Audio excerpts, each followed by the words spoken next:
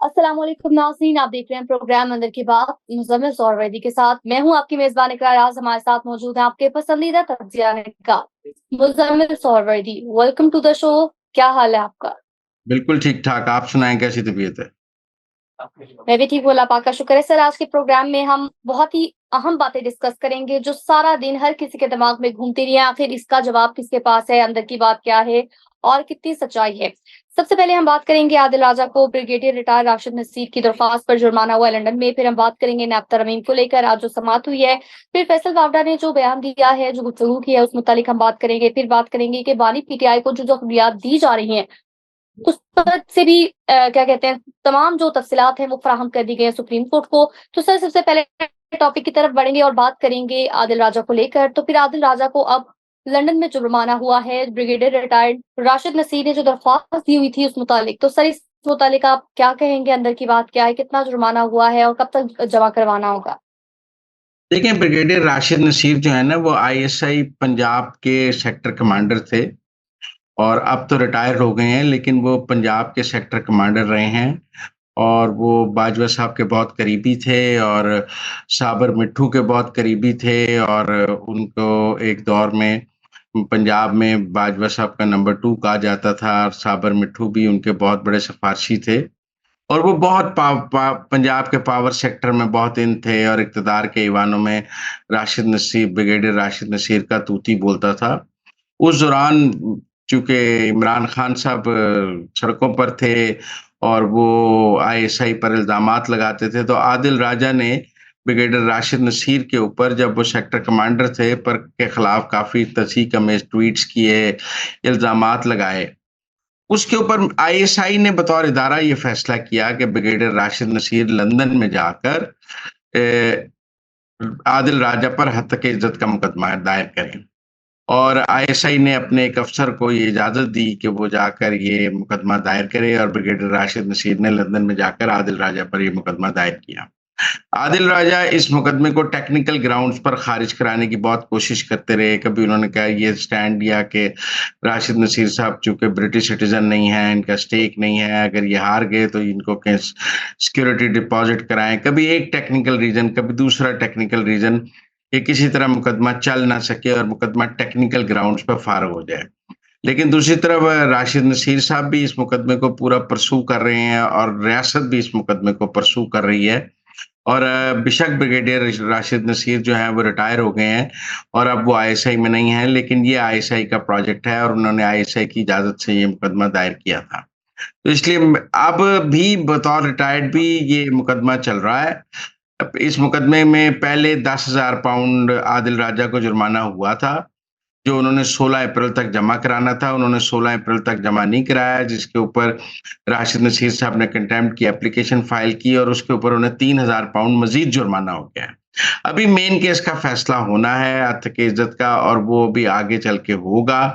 इसलिए ये केस जो है बहुत सीरियसली आगे बढ़ रहा है और बहुत उम्मीद है आईएसआई को भी और ब्रिगेडियर राशिद नसीर को भी कि वो ये मुकदमा लंदन में आदिल राजा से जीत जाएँगे। इसमें आदिल राजा को बड़ा जुर्माना हो सकता है, मेरी राय में 1 डेढ़ लाख पाउंड तक जुर्माना हो सकता है और ये आदिल राजा के लंदन में फेट का फैसला भी करेगा क्योंकि एक जुर्माना हो गया, तो फिर उनके ऊपर और भी डेफेमेशन के केसेस दायर किए जाएँगे। ये एक टेस्ट केस है, इसके बाद अभी उनकी आप देखें जो वो यूट्यूब से वीडियोज़ खत्म हुई हैं, यूट्यूब से अकाउंट खत्म हुआ है और अकाउंट्स उनके खत्म हो रहे हैं। तो लिहाज़ा आहिस्ता-आहिस्ता रियासत आदिल राजा के खिलाफ सोशल मीडिया पर भी घेरा तंग कर रही है और लंदन की अदालतों में भी घेरा तंग कर रही है। मैं समझता हूँ कि ये जो आज 3,000 और पहले 10,000 जुर्माना हुआ है, ये टिप ऑफ द आइसबर्ग है। कम काम अभी शुरू हुआ है आदिल राजा के खिलाफ।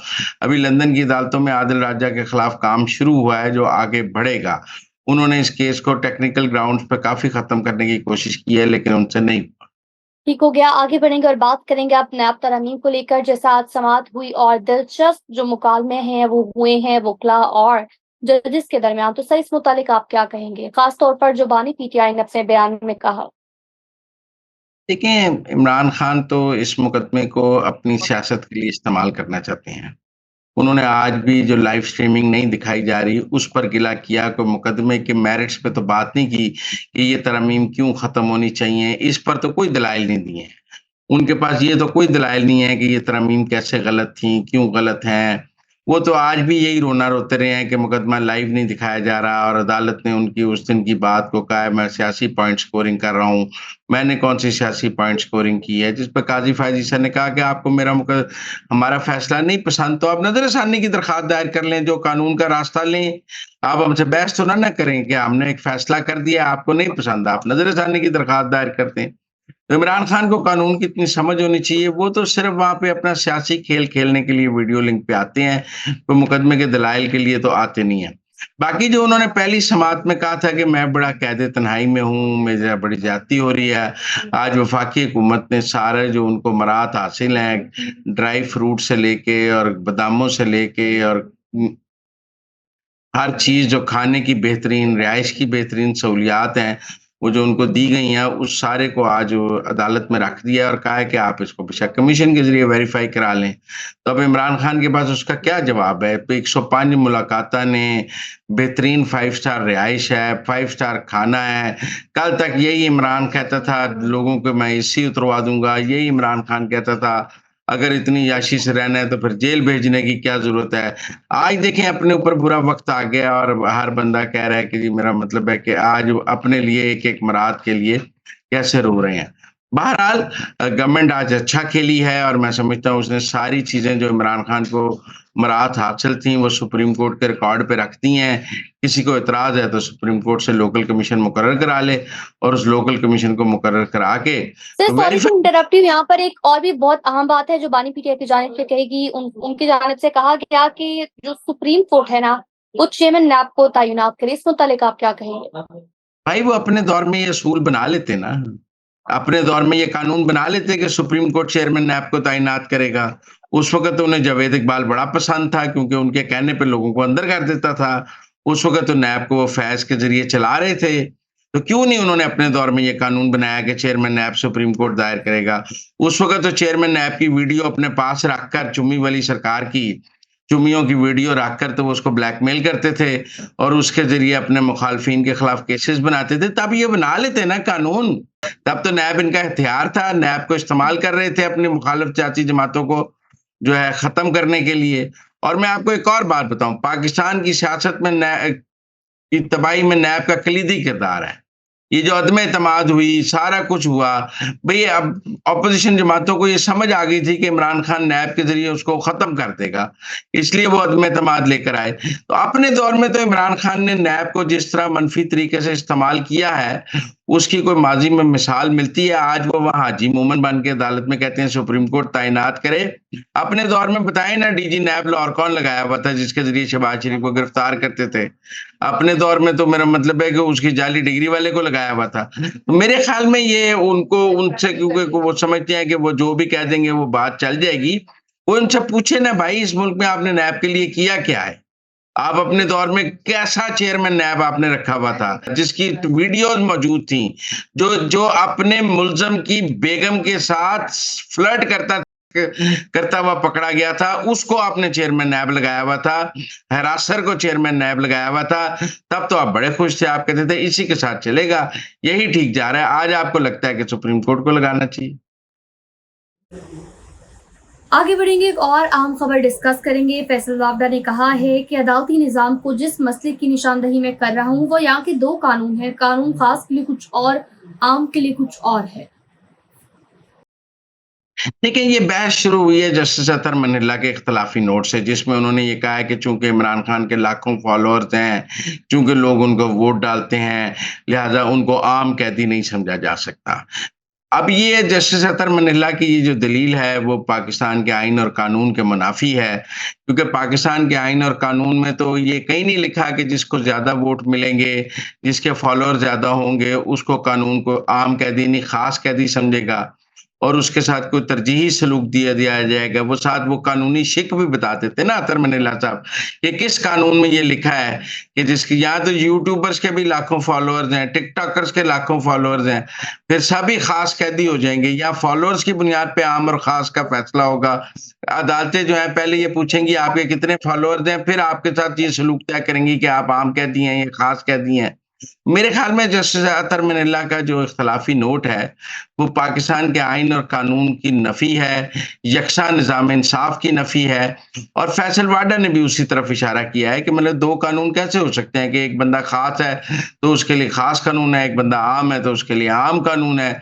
ये तो इस्लाम के जो निज़ाम अदल के भी खिलाफ है, यकसा निज़ाम इंसाफ के भी खिलाफ है, मगरबी निज़ाम अदल के भी खिलाफ है। मुझे नहीं समझ आई अतर मनीला साहब ये डॉक्ट्राइन कौन-सी ब्लैक डिक्शनरी से लेकर आए हैं कि जिसके ज़्यादा फॉलोअर्स होंगे उसको उस कैदी का ख़ास सलूक किया जाएगा, उसके साथ अदालत ख़ास रियायत बरतेगी।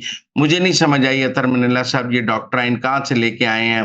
कौन-सी ब्लैक डिक्शनरी में उन्होंने ये डॉक्ट्राइन पढ़ी है और कौन से सिसिलियन माफियाज़ को के तासुर से वो लेकर आए हैं। बहरहाल हमारी अदलिया इस किस्म के कामों की माहिर है और फिर आगे से आप उनसे कोई बात भी नहीं कर सकते क्योंकि तौहीन अदालत हो जाएगी।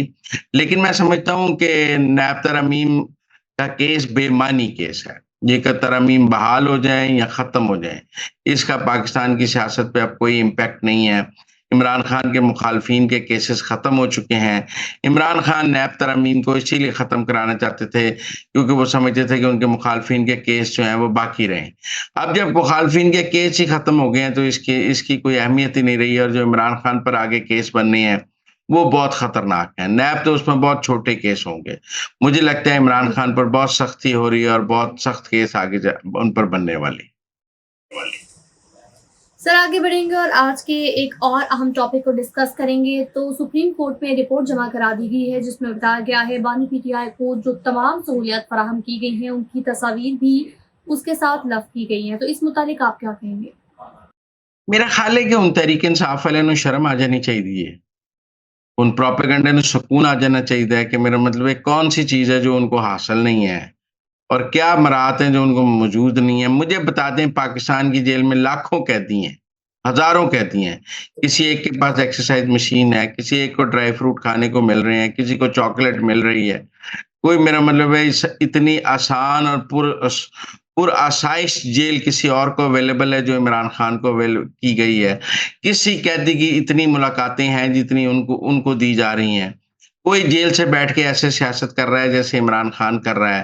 हुकूमत ने आईना दिखा दिया है, पर ये आईना दिखाने का क्या फ़ायदा? वो फिर ही कल आके कहेगा मैं तो तन्हाई में हूँ, मेरे साथ बड़ा बुरा सलूक हो रहा है।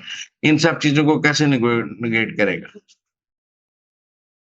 ठीक हो गया। तो नाज़रीन ये थी आज के अंदर की बातें। आपसे मुलाकात होगी अब अगले प्रोग्राम में। हमें दीजिए इजाज़त। अल्लाह निगहबान।